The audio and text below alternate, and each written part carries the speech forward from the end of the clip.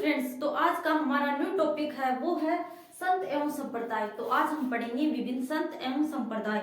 तो वही भक्ति भावना है वो करते हैं शुरू। तो सबसे पहले जो भारत में है वो भक्ति आंदोलन की शुरुआत हुई थी दक्षिण में। दक्षिण का जो क्षेत्र है वहां पर भक्ति आंदोलन शुरू हुआ था। तो भाई ये भी हुआ था दो रूपों में दक्षिण में।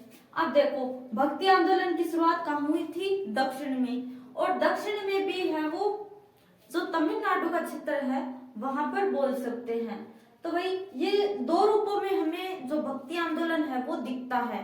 एक तो नयनार संत हुए जो कि शिव उपासक थे, यानी कि शिव धर्म को मानने वाले थे, शिव के भक्त थे। दूसरे थे आलवार संत, ये थे वैष्णव यानी कि भगवान विष्णु को मानने वाले। तो इनकी संख्या तो थी 63 जो शिव उपासक थे या फिर शिव उपासक बोल दो, इनकी 63 थी, ये ज्यादा थे। और ये थे आलवार संत 12। ठीक है। अब देखो नैन, तो भाई इसको कैसे याद रखेंगे? तो जब शिव जी को, महादेव को, भोलेनाथ को गुस्सा आता है तो उनकी तीसरी आंख खुल जाती है। तो नेत्र को हम बोलते हैं, नेत्र का पर्यायवाची है नयनार। ठीक है, नयन, नयन बोलते हो ना, नयन। तो भाई नयन है वो, ऐसे याद रखो, भगवान शिव का जब उनको गुस्सा आता है तो उनका तीसरा नेत्र खुल जाता है, तो नेत्र का ही पर्यायवाची है नयन। ठीक है। तो नयनार शिव उपासक या फिर जो शिव संप्रदाय वाले थे वो, इनकी संख्या थी 63। बच गए आलवार, आलवार थे 12 और ये थे विष्णु के उपासक। तो सबकी अलग अलग श्रद्धा होती है, आस्था होती है, जो चाहे उसकी भक्ति कर सकता है, जिस भगवान को चाहे उसे अपना आराध्य देव मान सकता है। ठीक है। एक तो होता है कुल देवता, कुल देवी, एक होता है आराध्य। कुल देवता या देवी तो वो होता है जो जिसे हम, जो हमारे परिवार के लोग हैं वो मानते आ रहे हैं शुरुआत से। एक होते हैं आराध्य देव या देवी या फिर देवता, तो वो तो हम अपनी इच्छा के अनुसार जिसकी भी ध्यान साधना करना चाहें उनकी कर सकते हैं। अब देखो जो नयनार संत है इनकी संख्या 63 है और ये है वो भगवान शिव को मानने वाले थे या शिव उपासक थे। अब इनके अन्य नाम देखो, पिनाकिन, पिनाकिन, स्वयंभू, स्वयंभू, स्वयंभू, एकलिंग और जलसा, ये है वो इनके अन्य नाम हैं।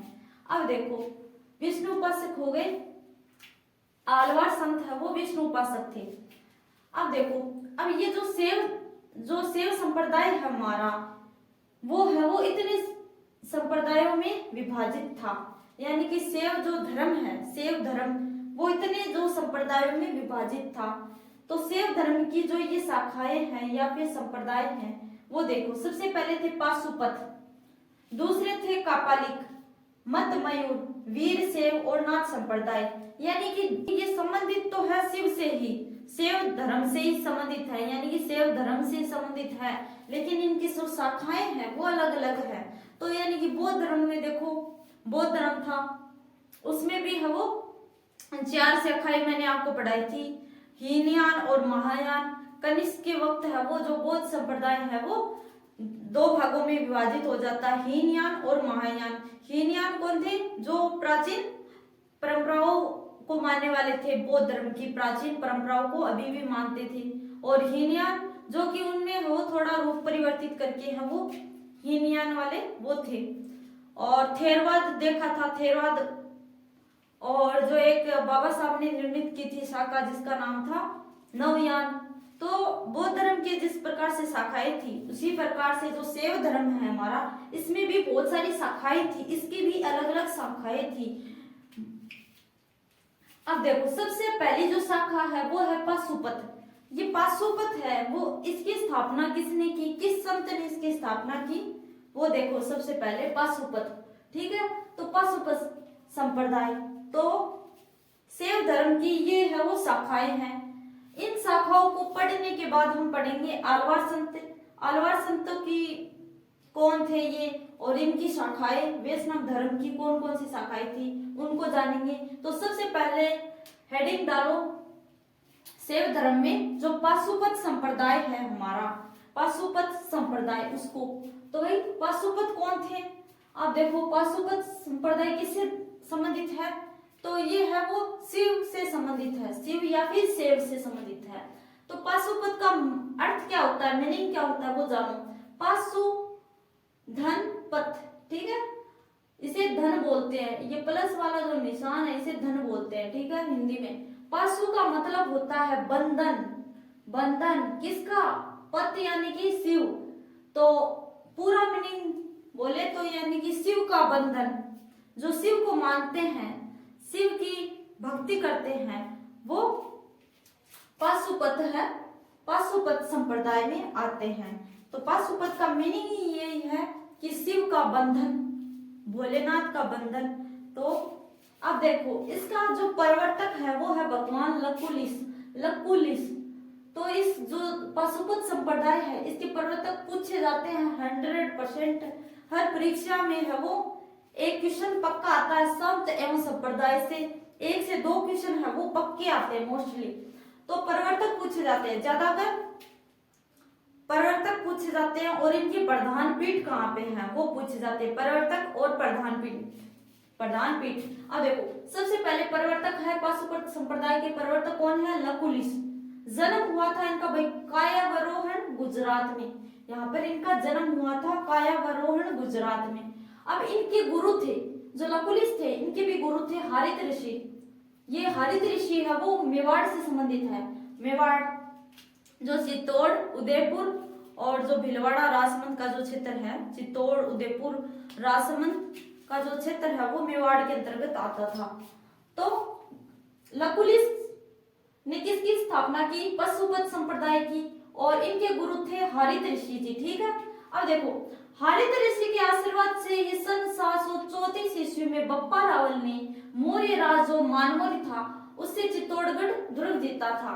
तो कहते हैं कि हारित ऋषि के आशीर्वाद से ही बप्पा रावल ने 734 ईस्वी में है वो एक शासक है मौर्य राज मानमोरी, इससे है वो चित्तौड़ दुर्ग जीता था। किसने? बप्पा रावल ने। कहते हैं कि जो बप्पा रावल है इसने है वो हारित ऋषि के आशीर्वाद से ही मानमोरी है उससे चित्तौड़ का जो किला है, जो दुर्ग है, उसको जीता था। अब देखो बप्पा रावल है वो बप्पा रावल द्वारा निर्मित, अब देखो बीच में है वो बप्पा रावल क्यों आया है वो देखो।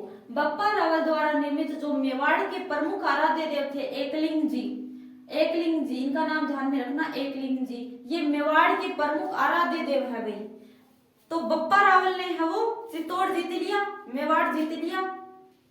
इसके जीतने के बाद यहाँ के मेवाड़ के जो आराध्य देव थे एकलिंग जी, उनका मंदिर बनवाया कैलाशपुरी उदयपुर में। तो ये है लकुलिश संप्रदाय का प्रमुख मंदिर। तो भाई हारित ऋषि के आशीर्वाद से, हारित ऋषि के आशीर्वाद से बप्पा रावल ने है वो एक शासक था मानमोरी, मेवाड़ का शासक था मानमोरी, उससे है वो चित्तौड़ का जो दुर्ग है वो जीत लिया। फिर जो मेवाड़ का जो आराध्य देव है, मेवाड़ के आराध्य देव एकलिंग जी, मेवाड़ के आराध्य देव एकलिंग जी का है वो मंदिर बनवाया, कहाँ पे? कैलाशपुरी उदयपुर में। फिर वही इनको खुश कर दिया मेवाड़ वालों को। इनके आराध्य देव थे एकलिंग जी, तो उनका मंदिर बनवाया उसने कैलाशपुरी जो उदयपुर है यहाँ पर। लकुलिश संप्रदाय आपसे पूछ ले कि लकुलिश संप्रदाय का प्रमुख मंदिर कहाँ पे है, तो कैलाशपुरी उदयपुर में है वो लकुलिश संप्रदाय का मंदिर है। और निर्मित किसने करवाया था, बनवाया किसने था, वो बनवाया था बप्पा रावल ने, ठीक है। अब देखो मोकल ने है वो इस मंदिर को फिर है वो इसके चारों ओर भाई परकोटा बनवा दिया, परकोटे का निर्माण करवा दिया। तो मोकल ने यहाँ के शासक था मोकल। तो हम जब राजस्थान का इतिहास पढ़ेंगे तो मैं बताऊंगी कि मोकल कौन था, ठीक है, बप्पा रावल कौन थे। तो इन्होंने है वो इस जो मंदिर था बप्पा रावल के द्वारा निर्मित, जो लकुलिश संप्रदाय का प्रमुख मंदिर था एकलिंग जी का, एकलिंग जी मेवाड़ के आराध्य देव थे। और बप्पा रावल ने है वो चित्तौड़ को जीतने के बाद है यहाँ पर मेवाड़ के आराध्य देवता जो एकलिंग जी हैं इनका मंदिर बनवाया।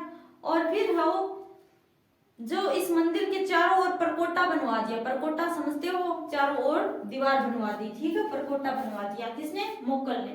अब देखो महाराणा कुंभा ने है वो यहाँ पर नागदा, एक तो जगह है नागदा उदयपुर, और कालेड़ा और भीमाना गांव एकलिंग मंदिर को समर्पित किए। तो भाई महाराणा जो कुंभा थे उन्होंने भी है वो जो एक तो है नागदा, नागदा उदयपुर, यहाँ पर है वो नागदा उदयपुर में एक बात और ध्यान में रखना, यहाँ पर सास बहू का मंदिर है, सहस्त्र बाहु जिसको हम बोलते हैं। तो नागदा उदयपुर में पूछ ले कि सास बहू का एकमात्र मंदिर कहाँ है, तो नागदा उदयपुर में। तो जो महाराणा कुंभा है, मेवाड़ के महाराणा कुंभा ने यहाँ पर नागदा, कालेड़ा और भीमाना का जो गांव है वो एकलिंग जी को समर्पित किए, यानी कि इन गांवों में है वो महाराणा कुंभा ने वो मंदिर बनवाया था, ठीक है। तो आगे हम देखेंगे नेक्स्ट वीडियो में, तब तक के लिए बाय बाय, जय हिंद, वंदे मातरम।